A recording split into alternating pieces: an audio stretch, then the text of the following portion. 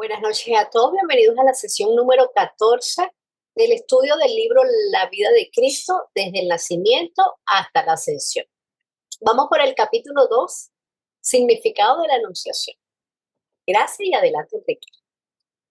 Muchas gracias, Caro. Bienvenidos todos, como siempre, les doy una fraternal bienvenida. Vamos a continuar con el estudio, con el nacimiento, y así vamos a estar avanzando poco a poco. De un modo similar, entran en unión creadora la esencia espiritual en el hombre y su vestidura de luz, o traje de gloria, o cuerpo causal. Así como de la esencia espiritual nace un universo, surge Jesús de la vestidura de luz y pasa del estado latente al potente. Y no solamente Jesús, sino todo ser humano que alcanza ese grado, esa estatura espiritual, eh, después de millones de años de estar eh, latente esa posibilidad, se hace potente. La naturaleza crística del hombre, o sea, su sabiduría intuitiva, o sea, Buddhi, pasa del estado embrionario al estado activo o nacimiento. Eso es lo que llamaríamos el nacimiento. La anunciación y concepción y nacimiento de Jesús pueden considerarse no tanto como sucesos históricos, sino más aún como cambios profundos que ocurren en el interior de todo ser humano al alcanzar una determinada talla espiritual, una continua regeneración o iluminación interior que ha de ocurrir en todos los hombres de todo el mundo, y no solo en Nazaret o en Belén. Todavía más, estos acontecimientos se salen de lo geográfico, son más globales, afectan no a una sola mujer, sino a la María que mora dentro del corazón de todo ser humano, pues María es una personificación de la vestidura de luz en que está envuelta la triada divina del hombre verdadero, es decir, representa al cuerpo causal. Hasta ahí nos quedamos la semana pasada. Empezamos hoy avanzando con lo siguiente. También puede considerarse que esta María, como un vehículo para que se manifieste la inteligencia espiritual del hombre en su mente abstracta.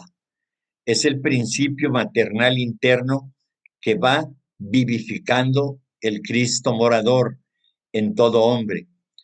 Este principio nace y se desarrolla gradualmente hasta alcanzar su plena madurez, hasta que todos lleguemos al estado de hombre perfecto, a la madurez de la plenitud de Cristo, como dice Pablo. Es decir, que se alcanza el estado búdico. En este estado ya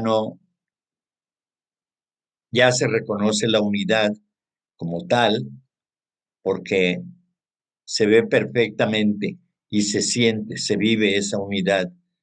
Ya no es necesario tenerla como un concepto, sino que se siente y se vive esa unidad. Es precisamente ahí donde se expresa fundamentalmente, hasta ese momento, es cuando se hace realidad la verdadera fraternidad, porque la fraternidad es hija de la unidad. Entonces, es aquí donde se alcanza esta madurez, precisamente de esta cristificación de la mente humana, que se convierte en una mente crística, precisamente. Y es cuando da nacimiento precisamente al Cristo. Es decir, que en este estado, en esta condición,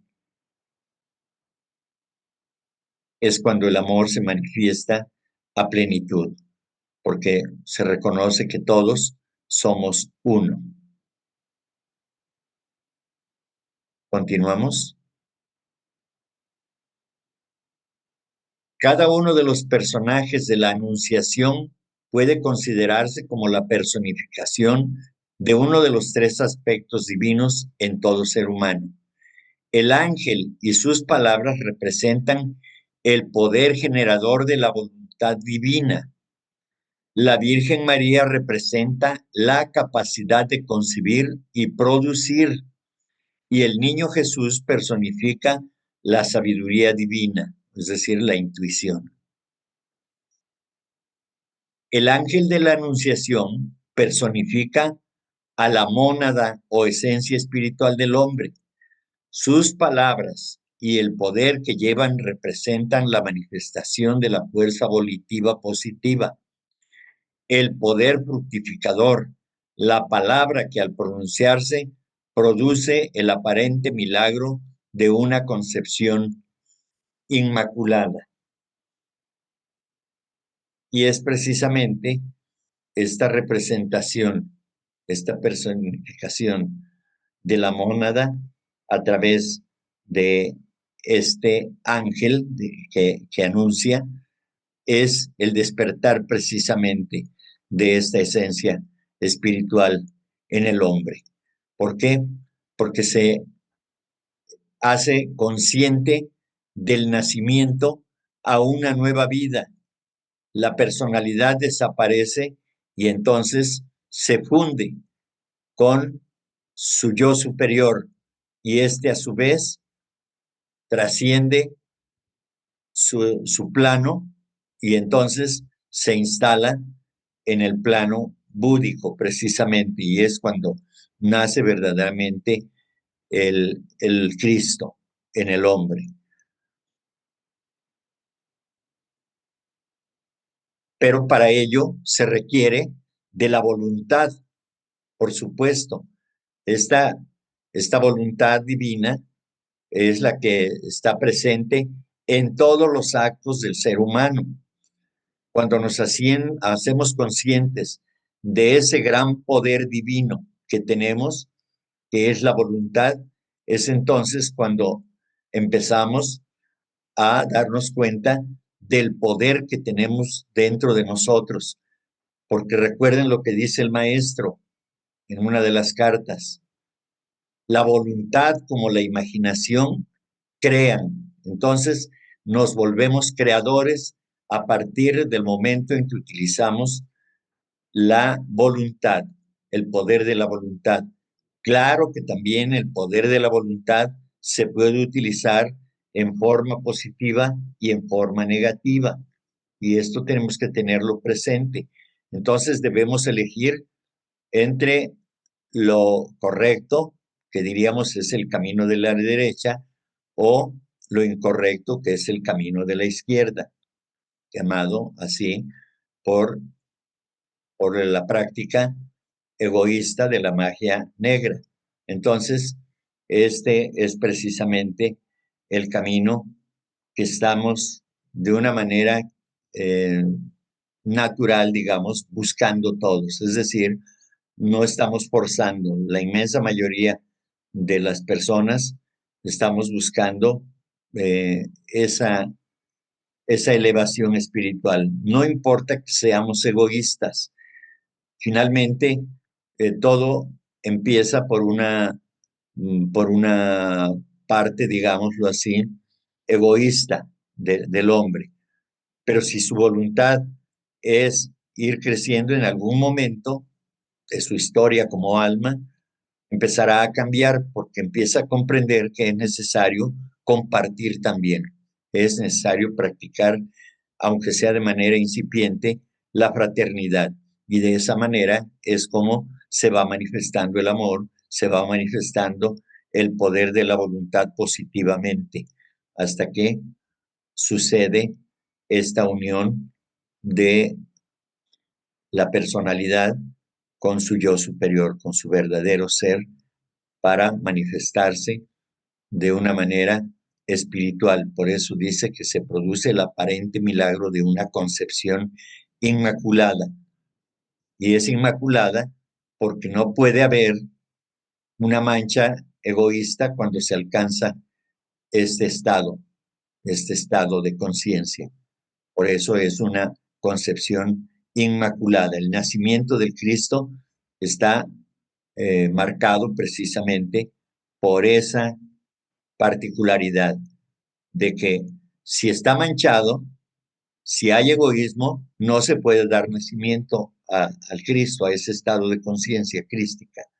Entonces, por eso, precisamente la concepción es inmaculada, porque está la mente, los pensamientos son ajenos completamente al egoísmo. Eso es lo que yo entiendo y lo que puedo expresarles respecto de esto. Adelante, Rosy, por favor. Gracias, Enrique. Pues mira, tengo dos dudas. La primera, bueno, yo siempre había entendido, según la doctrina secreta, cuando nos explica todo lo que es la emanación de la materia y cómo pues se va densificando y que viene siendo la mater, la madre, la materia. Entonces, bueno, pues yo siempre le di ese simbolismo de pues al vehículo que es la materia, que es la mater. Ajá. Y ahorita que tú comentabas un poquito arribita, se mencionaba de que precisamente es el vehículo, ajá, del espíritu y pero también se le da otro significado a la Virgen María. Ese no lo entendí bien, ¿me lo podrías explicar? Ese sería uno. Y la otra pregunta es cuando, bueno, lo que nos explicaste ahorita es obviamente pues en el nivel del monádico o en el nivel de la triada, ajá. Pero en el caso del Maestro Jesús, yo siempre pues tuve ese cuestionamiento, si él nació de inmaculado, en cierta forma, de una madre virgen. Eso siempre me quedó, o sea, como de manera física, a eso me refiero. ¿Qué piensa la teosofía al respecto? Si él nació de manera física, pues así como lo han dicho en la Biblia y en todo esto, ¿no? Esa es la segunda pregunta, pero la primera es la que te comenté respecto al principio de la mater, que es la materia, que es la madre, pero mencionó otro simbolismo de lo que es la Virgen María, no me quedó claro. Si me pudieras apoyar, muchísimas gracias. Dice, la Virgen María representa la capacidad de concebir y producir. Es decir, que aquí representa, recordemos que arriba, empecé con eso, María representa aquí el cuerpo causal. Eso es justamente.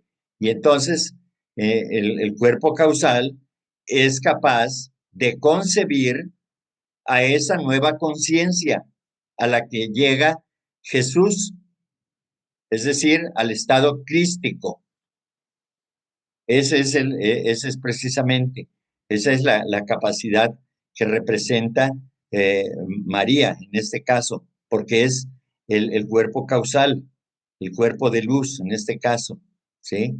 Es decir, la, la, la sabiduría representada a través de María. Esa sabiduría es la que le va a dar nacimiento precisamente a ese Cristo. Es, es la que va a dar la sabiduría, es la que representa precisamente a el nacimiento del Cristo, en este caso. De eso es lo que ya expliqué. Y así queda, ¿sí? Y la otra parte que decías, ¿cuál era? La otra pregunta. Bueno, mencionaste también que también el cuerpo causal, pues, él produce esa conciencia, ¿no? A través del Cristo. Pero lo que pregunto, No, da nacimiento al da Cristo, o nacimiento, sea, de exacto, manera consciente, o es sea, correcto, el hombre ya se hace consciente de ese nuevo es correcto. estado. Ajá. Ujú. Sí, no, la otra pregunta, desde el punto de vista físico, bueno, ahorita estamos hablando en otro nivel, ¿no? En cuestión de la triada, pero lo que yo preguntaba es que en lo del Maestro Jesús como vehículo, porque el Señor Cristo, bueno, pues ves que fue el maestro del Maestro Jesús, que el Maestro Jesús, bueno, pues fue un ser muy puro, que tenía que tener una pureza verdaderamente extraordinaria para poder recibir esa fuerza de esa guía del Señor Cristo, ¿no? Entonces, el Señor Jesús nació así, normal, o fue concebido por María, pero sin tal cual como lo mencionan en la Biblia. O sea, inmaculada la Virgen, que si fue ella inmaculada y nació así el Maestro Jesús. A ver, en este caso, estamos hablando de los dos personajes, vamos a decirlo, o de las dos estados de conciencia.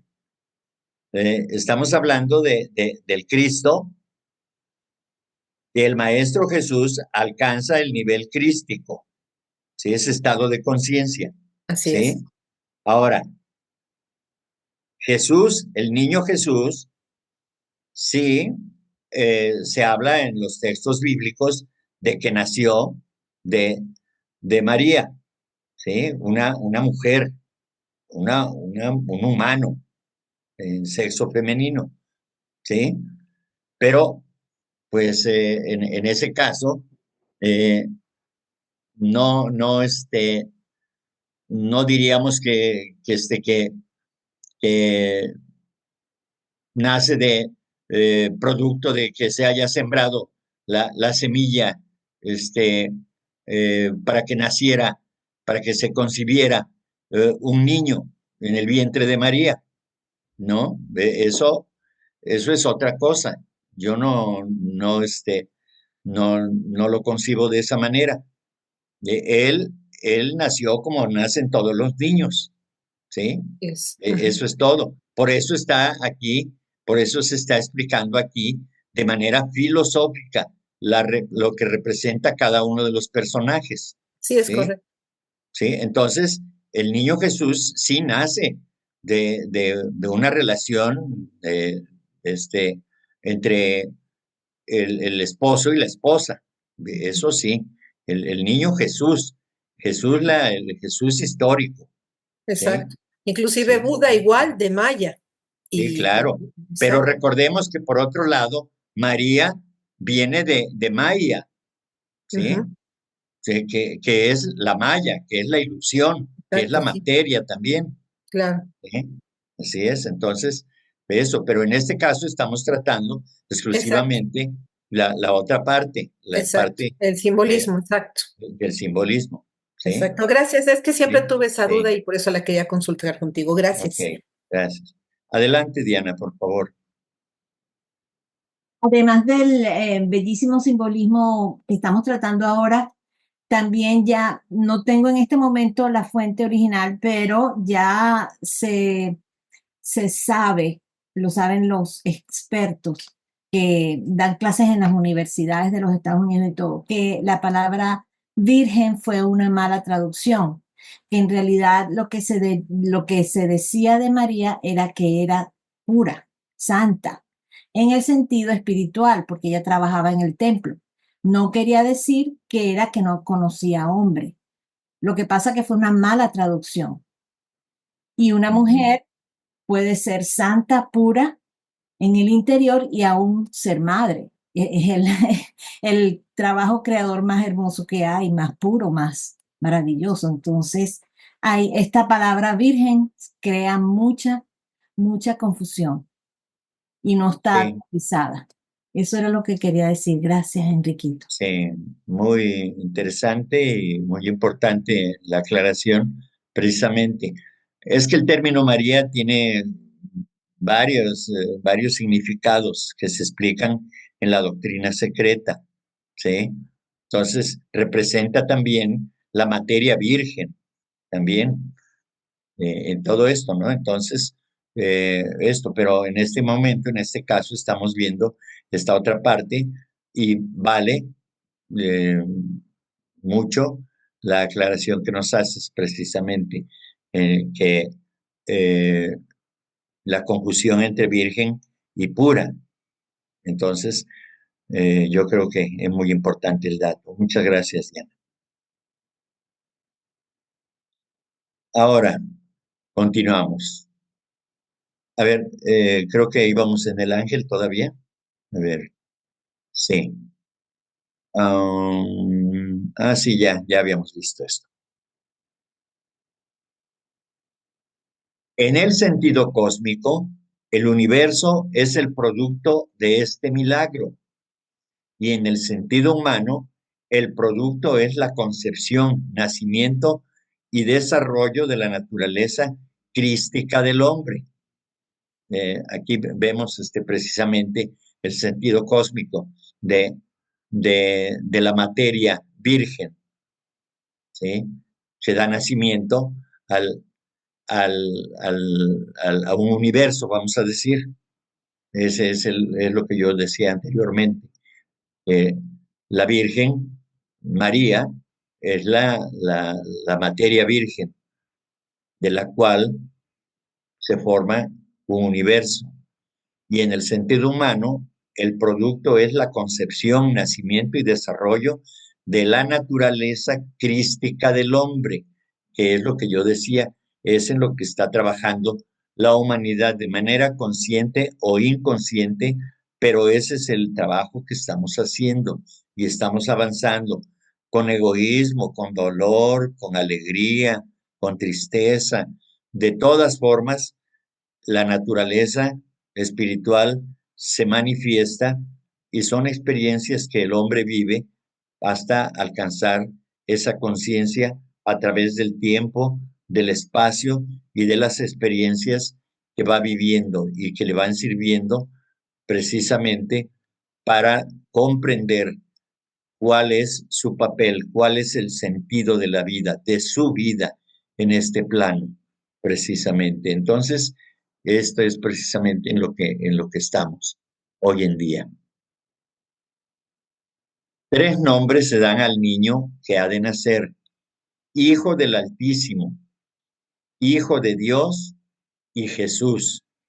La historia de la vida de Jesús muestra que en verdad Él fue un Cristo, un ungido, y que por tanto está bien llamarle Jesucristo. Es decir, Jesús es el Cristo, se convierte en el Cristo.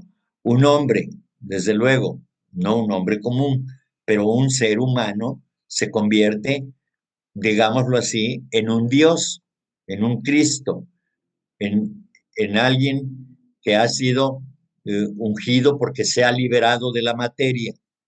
Es precisamente ese estado de conciencia. Entonces, la dualidad Jesús-Cristo se une o se expresa con una sola palabra: Jesucristo. Porque uno es Jesús y otro es el Cristo.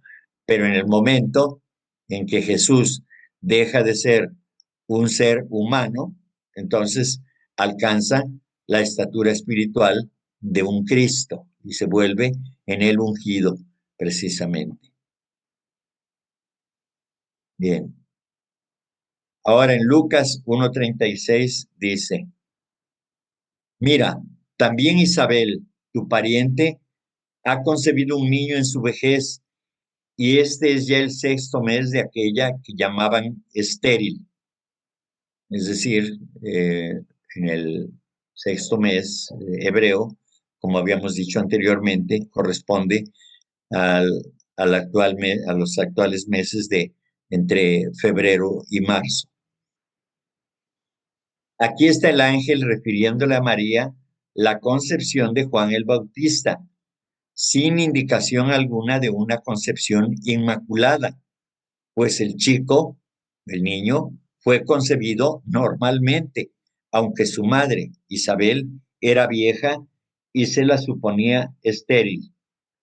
Es digno de notar, sin embargo, que aunque Isabel estaba apenas en el 6º mes, el ángel sabía ya que el niño pertenecía al sexo masculino. Hay pues en este relato 3 elementos de lo sobrenatural: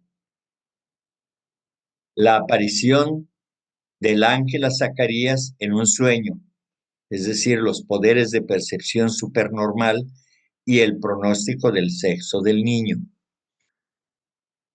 Continúo. Jesús y Juan se encuentran vinculados, pues, por la participación en los hechos de la anunciación angélica y las profecías y las condiciones materiales, nada comunes.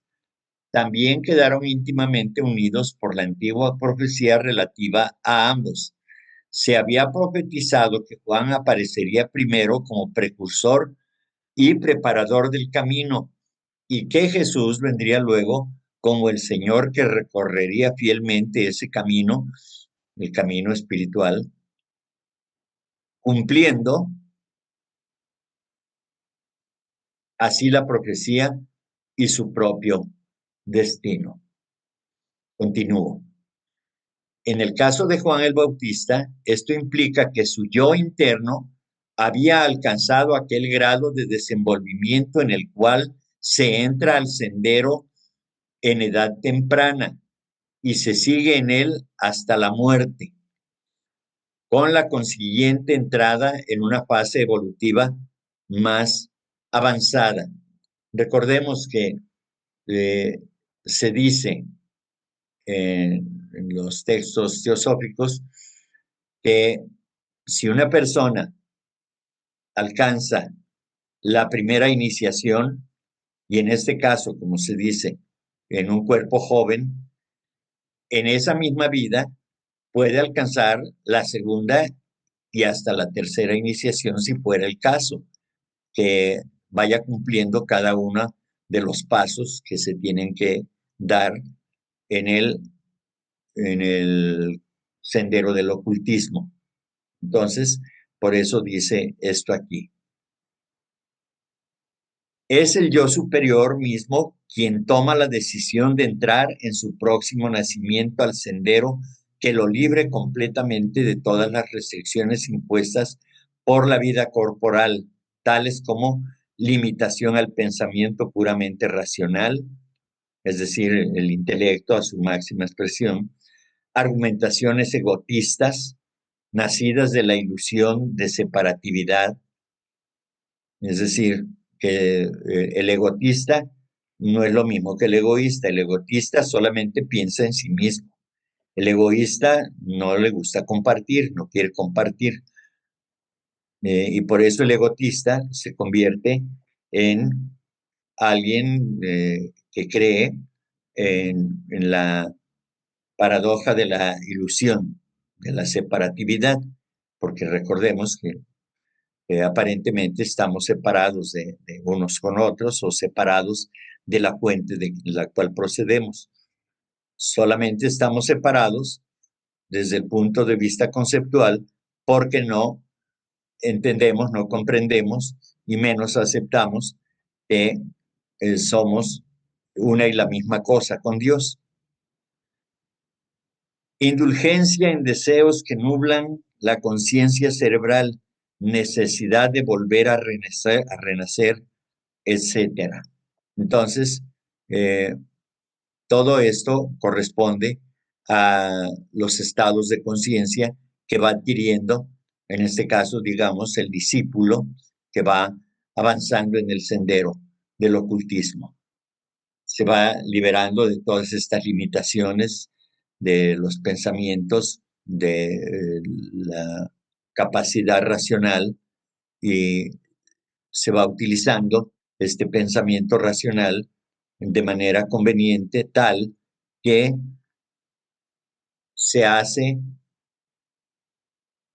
una unión, en este caso, con lo espiritual, ya no meramente un asunto de tipo mental, sino que esta capacidad que va desarrollando, ese raciocinio, se vuelve un raciocinio espiritual, fraternal, de unidad, para poder compartir con todos el mismo destino. Y entonces ya no hay la ilusión de la separatividad. Entonces, todo este trabajo se va haciendo ya una vez que se tiene por lo menos la primera iniciación. Y entonces se entiende que en la medida en que se va avanzando, llega el momento en que ya no hay necesidad de renacer, por obligación kármica, quiero decir. Bien, el renacimiento físico trae consigo la necesidad inevitable de crecimiento, de disciplina, de educación y los errores en que los niños y los jóvenes tienden a caer. La vida adulta también trae sus impulsos y sus tentaciones, y la vejez suele ir acompañada de una lastimosa decadencia de las capacidades mentales y físicas. Esta es pensando, recordando el conocimiento de la experiencia que tuvo el señor Buda de cuando salió, digamos, simbólicamente sale de su palacio a recorrer las calles de la ciudad, y es entonces cuando va encontrando todas estas cuestiones que le parecen extrañas, que son parte de la vida. Y así es el proceso, ¿no? Cuando él ve todos los errores que se cometen, todas las circunstancias por las que pasan en sus diferentes etapas el hombre, y la enfermedad y todo lo que él vio y valoró, y de ahí nació precisamente su deseo de transformarse y de dedicarse a ayudar a los demás. Bien, almas muy avanzadas, porque se han esforzado mucho durante muchas vidas, deciden ponerle punto final a estas y a otras limitaciones que normalmente son inseparables de la encarnación. Es decir, que mientras tengamos una deuda kármica, la ley de karma nos va a obligar a encarnar una y otra vez, hasta que finalmente, por el trabajo bien hecho, alcancemos ya la liberación kármica, de la cadena kármica de renacimientos. Esta decisión es una verdadera anunciación, ¿sí?, para el nacimiento del Cristo en el ser humano. Sin embargo, esta decisión nunca la toma el alma con la intención de librarse ella solamente, sino con un anhelo de salvar a todos los hombres de las tribulaciones de la vida meramente mundanal, en que viven por motivos egoístas, sumidos en la ignorancia y cometiendo continuamente errores que provocan reacciones desagradables. Se toma esta decisión, pues, con un marcado sentido de que hay una misión que cumplir. Es decir, que en nuestro caso, que estamos estudiando esto, debemos olvidarnos de buscar nuestra liberación precisamente por la liberación misma, porque eso es egoísmo. Entonces, si buscamos la liberación de la materia, es para servir, para ayudar a que otros también se liberen. Y es entonces cuando empieza el verdadero calvario de ese ser humano que ha renunciado a los placeres y que ha decidido ayudar a la humanidad. Ese es el trabajo que nos espera. No el liberarnos por liberarnos del sufrimiento y de la materia. No, es liberarnos de las acciones egoístas para precisamente dar a los demás un empujón, dar un impulso hacia esa liberación también. ¿Por qué? Pues porque ellos son yo mismo también. Entonces, esa cadena de amor no se rompe ni se romperá jamás, porque cada uno que alcance la liberación tratará de iluminar a otros para que continúen su camino. Por eso le dice a aquel hombre, el maestro, cuando le dice, quiero ir contigo, pero antes quiero enterrar a mi padre, quiero sepultarlo. Y entonces él le replica, sígueme, ¿no? Sigue y deja esa tarea a otros que están ligados a la materia. Tú has decidido liberarte de la materia y cumplir con esta misión, entonces sígueme. Este es el sendero de la vida. Lo que produce este cambio es el poder del Espíritu Divino que mora en el hombre, que lo saca de su modo egocéntrico y materialista de pensar y vivir y lo sostiene a través de las fases de desarrollo interno que se describen alegóricamente como una inmaculada concepción y el nacimiento místico del niño Cristo. De este modo, Juan el Bautista prepara el camino para la llegada del Señor, pues como dice el ángel en Lucas 1:37, ninguna cosa es imposible para Dios, pero para el Dios interno, creo yo. Vamos a ver qué nos dice más adelante. Entonces, aquí también, en donde dice que se describe alegóricamente como una inmaculada concepción y el nacimiento místico del niño Cristo, aquí nos aclara perfectamente lo que yo ya con mis palabras traté de explicar también previamente. Bien, entonces, de suerte que la anunciación, la inmaculada concepción y el nacimiento, no solamente de Jesús en María, sino de la concepción crística en el intelecto superior de todo hombre, son posibles porque ocurren dentro de la naturaleza divina más bien que en la forma corpórea del individuo humano. Digamos pues con María, he aquí la esclava del Señor, hágase en mí según tu palabra. Para una iluminación mística y para el nacimiento y desarrollo de la intuición espiritual se requiere cierta cualidad responsiva intuitiva y cierta pasividad de la mente. Es decir, que dice, para una iluminación mística y para el nacimiento y desarrollo de la intuición espiritual se requiere cierta cualidad responsiva intuitiva. Es decir, que ya debe haber una correspondencia de unidad entre el que desea y aquel que puede realizar esos deseos, que es el yo superior. Entonces, dice también que se requiere cierta pasividad de la mente.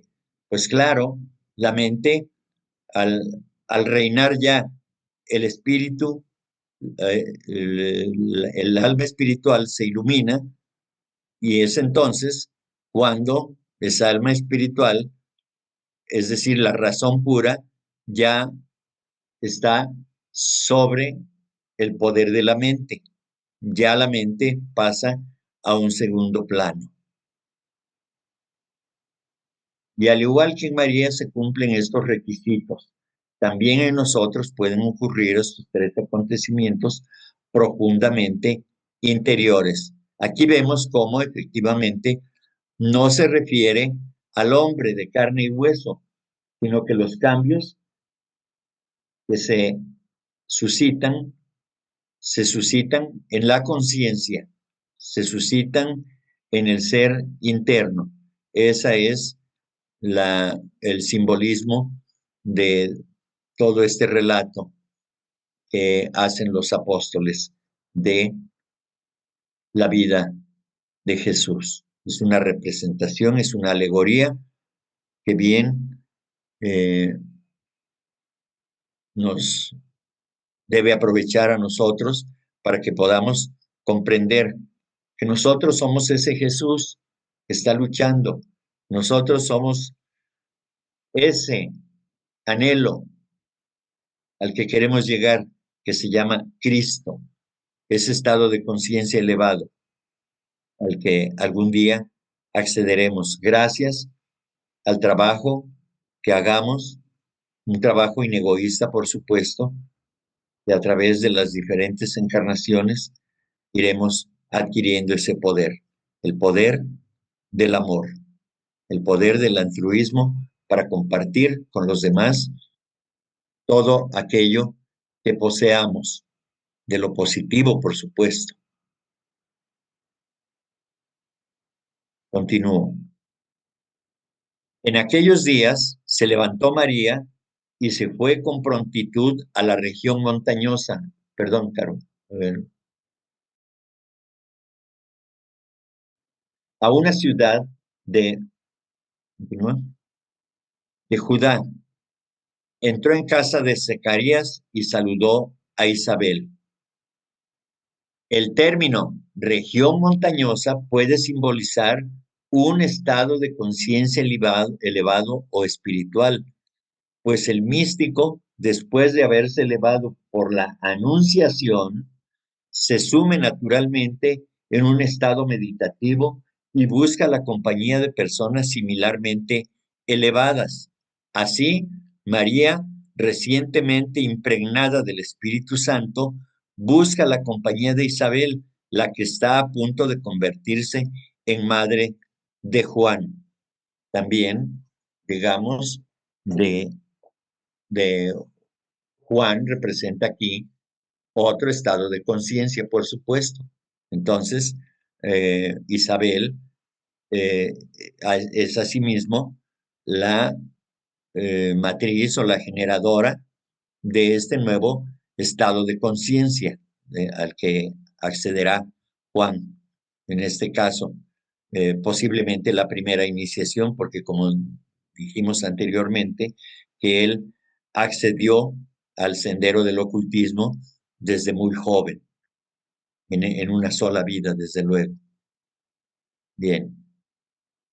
Y en cuanto oyó Isabel el saludo de María, saltó de gozo el niño en su seno. Es decir, ese nuevo estado de conciencia al que su hijo, Juan en este caso, iba a acceder o iba a adquirir, iba a alcanzar. E Isabel quedó llena del Espíritu Santo y exclamando con gran voz dijo, bendita tú entre las mujeres y bendito el fruto de tu seno. Esto es precisamente lo que, sin mayor explicación, se repite en los templos todos los días, simplemente como sin pensar, sin razonar nada, simplemente repetir, repetir, repetir, y esto tiene una gran trascendencia para el desarrollo espiritual de los seres humanos, y en este caso, en el caso de Jesús precisamente, y por eso le dice bendita entre las mujeres. ¿Por qué? Porque en su seno llevaba el producto de la sabiduría, el niño Jesús. Continuó. Los iluminados se reconocen mutuamente y por eso Isabel percibió la condición iluminada de María. Todo esto y lo que sigue es descriptivo de experiencias de la conciencia superior de quienes han alcanzado aquella fase de desarrollo espiritual en que se manifiestan facultades y poderes supernormales. Entonces aquí vemos cómo las dos mujeres, que desde luego son mujeres que tienen un cierto desarrollo espiritual y que se reúnen, como ya se explicó, y ya lo he dicho en otras ocasiones también, cuando se habla de que un ser humano de esta naturaleza o de esta calidad se dirige al monte o se dirige a la montaña o a una parte elevada, es realmente que se eleva espiritualmente, como aquí lo explica el señor señor Hodgson, es unirse para quizá hacer un acto meditativo respecto de lo que están viviendo, ¿sí? Y de esa manera elevan su conciencia, pues digamos hasta un estado de conciencia muy elevado, puede ser el samadhi, por ejemplo, ¿no? Y esto es así. Bien. Continuó. ¿Y de dónde a mí que la madre de mi Señor venga a mí? Porque apenas llegó a mis oídos la voz de tu saludo, saltó de gozo el niño en mi seno. Feliz la que ha creído, porque tendrá cumplimiento lo que le ha sido prometido de parte del Señor. Entonces dice, ya vimos que María personifica el cuerpo espiritual, o sea, el cuerpo causal. La edad avanzada de Isabel puede indicar su edad evolutiva y el estado de desarrollo espiritual en el que está a punto de ocurrir un nacimiento interior similar. Tanto Isabel como Zacarías eran de edad avanzada, entre comillas, lo cual significa que en ambos el alma había entrado en una fase caracterizada por una madurez notable, es decir, que ambos compartían un mismo estado de conciencia elevado. Todo esto está confirmado por el hecho de que las facultades demostradas por su hijo Juan, o sea, la visión intuitiva, profunda comprensión de principios espirituales y poder de profecía, solamente se desarrollan después de que se haya alcanzado cierta edad evolutiva. Ambos padres estaban más adelantados de lo normal y por tanto pudieron dar nacimiento a un hijo dotado de poderes nada comunes. Es cierto, porque un niño con esas características no puede nacer en una familia donde todo es desorden. Por supuesto que va a requerir de la guía de seres avanzados para su formación y para que además coincidan, para que además estén en sincronía perfecta. Por eso nacen en esa condición o en ese medio ambiente, para que reciban la ayuda. Pero más allá de esta imagen, de este cuadro que pudiéramos imaginar, recordemos que es una alegoría también, y que todo esto tenemos que verlo desde un punto de vista espiritual, de la unión de conciencias elevadas para dar nacimiento a un ser humano mucho más avanzado que el común de los seres humanos en cualquier tiempo que se dé. En este caso estamos hablando de los llamados tiempos bíblicos, pero esto se da en cualquier momento. Con esto termino sesión agradeciéndoles como siempre su presencia, muy importante para todos y para el estudio fundamentalmente. Así que gracias por su participación, que para mí es una bendición, es una colaboración para continuar estudiando esto que nos gusta. Muchas gracias.